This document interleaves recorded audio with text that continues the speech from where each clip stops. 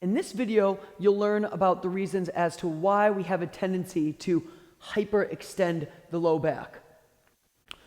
One reason why we have a tendency to overextend the low back is because we have a tendency to overflex the upper back or the thoracic spine. So if I'm overflexed in the thoracic spine, then so I don't look at the floor, I will compensate through my low back through lumbar extension. If the front of my hip is tight, okay, the muscles there, they're called your hip flexors. Those are the muscles that are in charge of flexing the hip. As those muscles contract, my hip flexes. If those muscles are tight from lots of sitting, if I'm sitting, they're in a shortened position, then I lose the ability to extend my hip. If I don't have the ability to hip extend, then I will compensate with lumbar extension. Imagine those muscles which attach down into your thigh, into your pelvis, then your low back. As they stretch and they run out of slack, what will happen is my pelvis will start to tilt forward. And as my pelvis tilts forward, you can see how my low back arches to cause lumbar extension. If my abdominal muscles are weak, I'll have a tendency to overextend my low back. All right, so let's talk about the role of the abdominals. Your abdominals essentially start here in your rib cage and they tie down into your pelvis, into your pubic bone area right here. And they do three things, okay? They can cause us to round forward as they contract. They can tip my pelvis upwards. All right, I can pull my pubic bone up towards me by engaging my abdominals, or I can do a combination of both. If those muscles are weak, typically from lots of sitting, perhaps I have a big belly and those muscles are overstretched and weak. Perhaps I just had a baby.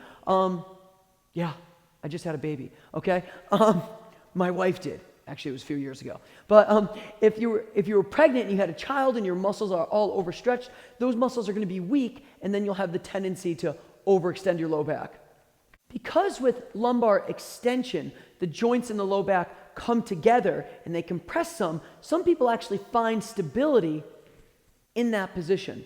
Rather than using their abdominals and their lumbar spine stabilizers to control the position of their spine, they find stability by just compressing their low back like this and swaying backwards. Unfortunately, over time, that's going to lead to some wear and tear. True spinal stability is a combination of using essentially the front muscles here, the abdominals, and the back muscles. And really those muscles tie all the way around, all right?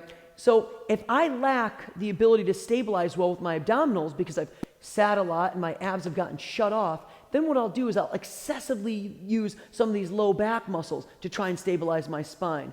And in doing so, it'll put me into an extended position.